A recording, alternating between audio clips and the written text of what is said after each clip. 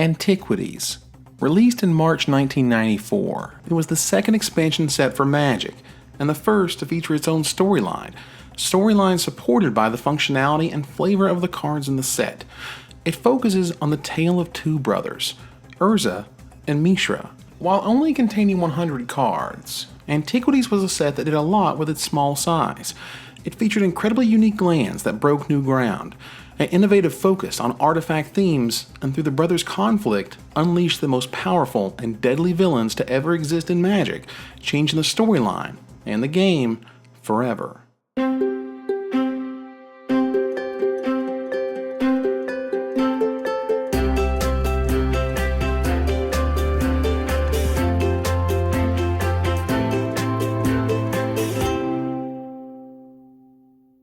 In the beginning of Urza's story, Dominarian time was tracked in Year's Argivian Reckoning, named after the nation of New Argive, a nation formed from the merging of Kjeldor and Balduvia. The first day of 0 AR marks the birth date of Urza. His younger brother Mishra was born on the last day of that year. Born into nobility, raised by a loving father and a cold stepmother, at the age of 10 they were put into the study of Tokasia, an Argivian archaeologist and friend of their now ailing father, to help her with her research. Tokasia had created the Onulets, which were something like robot cows, whose remnants could be consumed after expiration. Through excavations, the brothers found the antiquities of the Thran Empire. An ancient civilization, they ruled over the continent of Terrasair for many years. Digging up the artifacts of the Thran eventually led to the discovery of powerful and advanced artifacts. Additional experimentation led Urza to create the Ornithopter in his early days as an apprentice. One of Urza's early test flights of the Ornithopter led to a rediscovery of hidden caves. Urza named the land after the old Argivian word for secret, Koilos, and it is the discovery of the caves of Koilos that sets the story in motion. Inside it, Urza and Mishra found one of the last remnants of the Thran Empire well intact. The former capital city they also named Koilos, housing many ancient artifacts from their era, such as Su-Chi engines. It also housed the only known planar portal between Dominaria and Phyrexia, or what is also known as the Gate to Phyrexia. In the caves, the brothers found that the ancient city featured a great machine in the center of it, powered by a Thran Power Stone. When touched by them, it exploded and split in two. Each brother awoke from the aftermath holding one of the halves, unaware they were there as a measure to keep the portal to Phyrexia shut. The stones had odd effects on both living and non-living things. Urza's stone, which he named the Might Stone, seemed to make things stronger than normal, while Mishra's stone, the Weak Stone, sapped strength from both artifacts and living creatures. Another effect the visit to the caves had was Mishra's disturbingly dark dreams, trying to lure him to somewhere else. One night after drinking, Mishra confronted his brother and tried to take the Might Stone from him. The fight was heard around the camp, and Tokasia tried to stop them, putting herself between the brothers and their stones.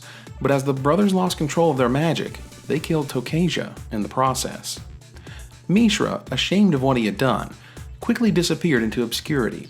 Urza, meanwhile, traveled to Yosha to work as a clockmaker's apprentice. One day, the ruler of Yosha held a public contest. Anyone who could move the giant jade statue from one end of his courtyard to the other could have his daughter's hand in marriage.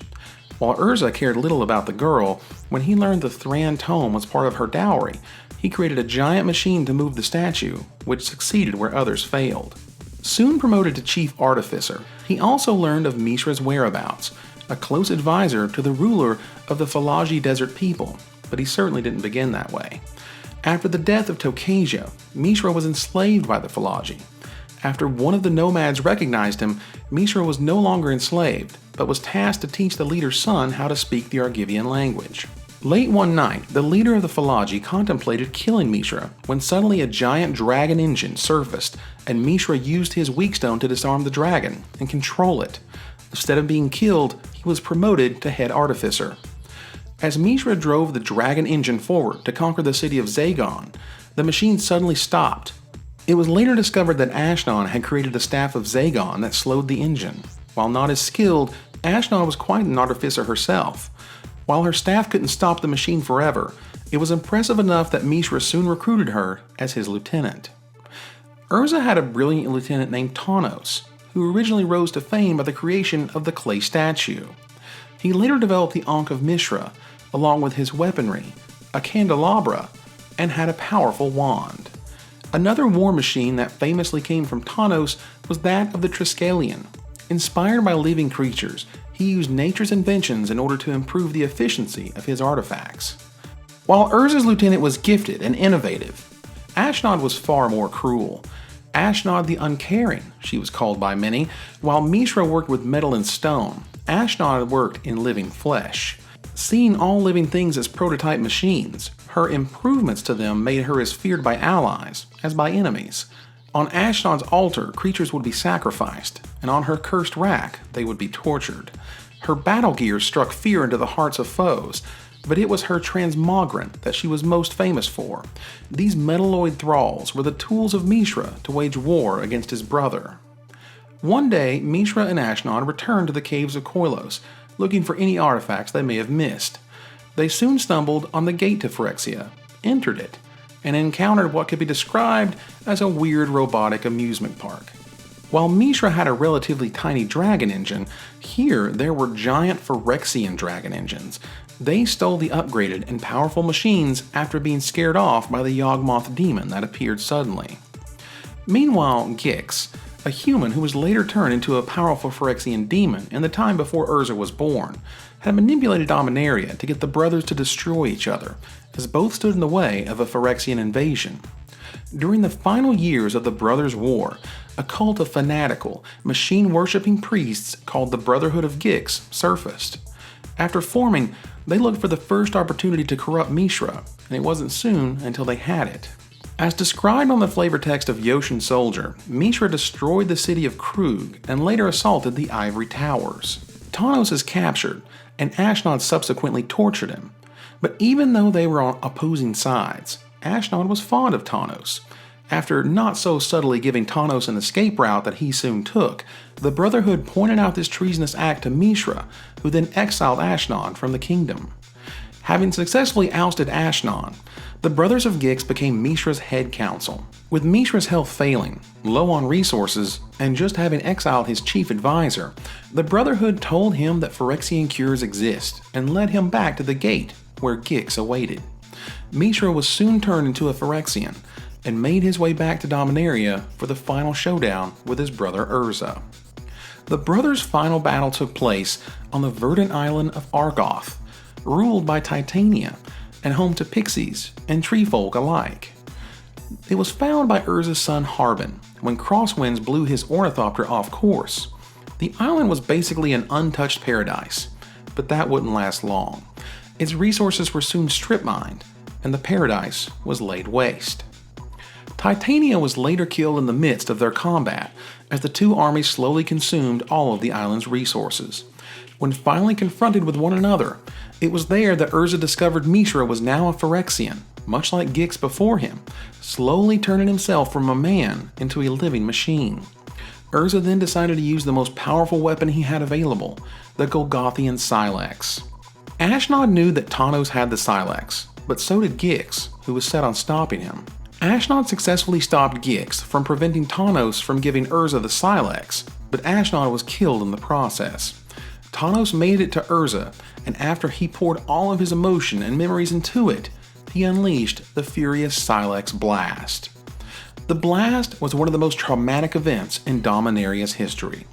It slaughtered both armies, destroyed the landscape for miles around, melted the eyes of all who saw it, sank the island of Argoth, split the tectonic plate beneath it, and altered the weather patterns for centuries, shooting debris into the air that blocked the sun, leading to the dark, and later, the Ice Age. It also cut off Dominaria and the 11 planes next to it completely from the rest of the multiverse, preventing planeswalkers from entering or leaving. But the most important thing the Silex Blast did was ascend Urza from a mortal to a planeswalker. As the Might Stone and Weak Stone met, hidden inside it was a planeswalker spark, and the two stones shot into Urza's face, replacing his eyes with the stones themselves.